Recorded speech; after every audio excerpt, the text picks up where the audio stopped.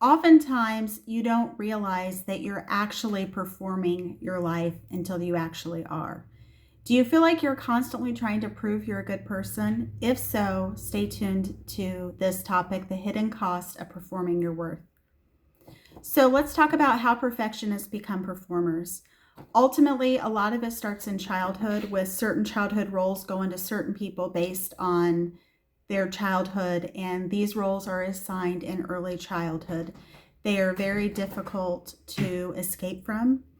They are very difficult to overcome. And oftentimes it deals with emotional unpredictability.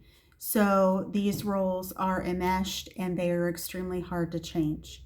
Additionally, praise is often tied to achievement, to being helpful, to doing good work, to getting good grades, to not embarrassing the family, things like that. And so you learn to perform, you learn to be perfect, you learn to do what you can do to be able to survive and make people happy, because you know the consequences of not doing what you're supposed to do can be dire, can be devastating, and can be really hard on your psyche and can be hard on your mental health, as well as the pressure. The pressure is often a lot.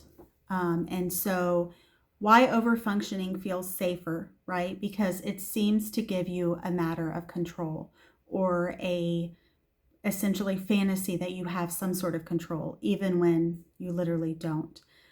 Also, at times, you're often told about how good you are, how well you're behaved, how you're doing, so you achieve validation through that. And then you also, the twofold part of that is you are able to avoid criticism. But ultimately, it's a heavy cost, because ultimately you deal with emotional burnout, such as anxiety. Anxiety can be crippling because you may feel like you don't have any control over what's going on. You are constantly anxious, wondering if the other shoe is going to drop, if you are going to be essentially punished or ostracized or criticized, because that is one of the worst things that can happen, especially to a person who considers themselves to be a perfectionist. Also dealing with resentment as to why you are held to a higher standard than others. Additionally, the exhaustion and ultimately a loss of identity. And ultimately, why does authenticity feel terrifying? Because essentially it can cause a loss of approval. It can cause conflict. A lot of us perfectionists are secretly afraid of conflict.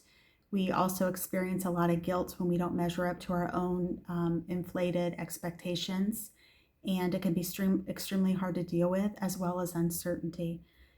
So, what healing actually looks like creating boundaries and honoring them and continuing with them, not being a doormat, not caving to others' expectations of you, but expectations that you know yourself can achieve and can do.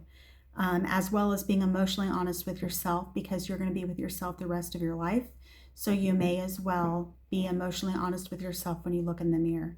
And also be tolerant of imperfection, because no one is perfect and no one is ever going to get there. And so give yourself the grace that you need.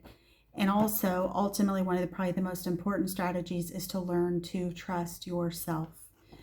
So in conclusion, you were never supposed to spend your entire life auditioning for love.